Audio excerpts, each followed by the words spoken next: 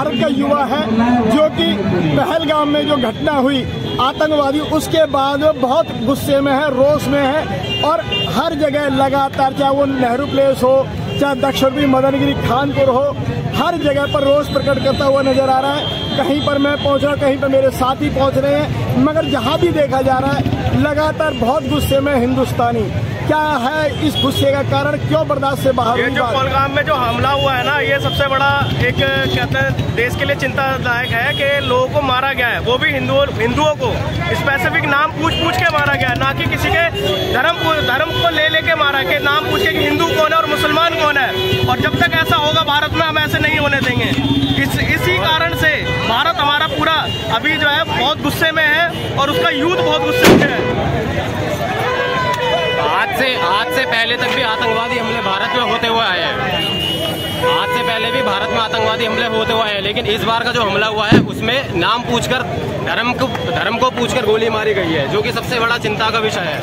और आपकी चिंता ये है कि जो सांप्रदायिक सौहार्द है, भारतीय सौहार्द, जो प्रेमपूर्ण व्यवहार है, वो कहीं ना कहीं नष्ट होता है। देखो, सबसे बड़ी बात यह है कि सांप्रदायिक सौहार्द जो है वो हिंदुओं ने ठेका आज तक ले रखा था भाईचारा निभाने का, और ये ठेका तब तक चलता रहेगा जब तक भारत में सेक्युलर जैसे जो भांड, एक तरीके से हम कह सकते हैं, तो वो लोग अपनी आवाज बुलंद करते रहेंगे। लेकिन जो इस्लामिक जो आतंकवादी घटना हुई है, इसको लेकर सेक्युलरिज्म जो नेता हमारे हैं, नेतागण वगैरह जो बड़े बड़े लोग हैं, बड़े बड़े पदों पर बैठ रखे हैं, वो भी आज तक आवाज नहीं उठाते। आज की डेट में भी जो बड़े बड़े नेता हैं वो ये सवाल रख रहे हैं कि ये जो हमला हो रखा है वो पाकिस्तान की तरफ से हुआ है, ये नहीं कि डायरेक्ट कम्युनिटी का नाम ले, क्योंकि उन्होंने तो धर्म पूछकर गोली मार दी।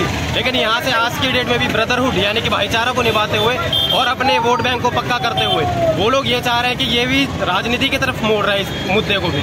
इस घटना का जो एक मेन वैल्यू है, जो हम कह सकते हैं, जो इसने मतलब एक तरीके से इम्पैक्ट क्रिएट कर रखा था इस मुद्दे ने, वो भी इन लोगों के चक्कर में दबाव में आ रहा है, यानी कि ये जो घटना का मेन पॉइंट है वो भी दब रहा है। तो मैं ये चाहता हूँ कि जो हमारे बड़े बड़े नेतागण है वो भी जो डायरेक्ट बात हो रही है उसको डायरेक्ट खुलकर बोले।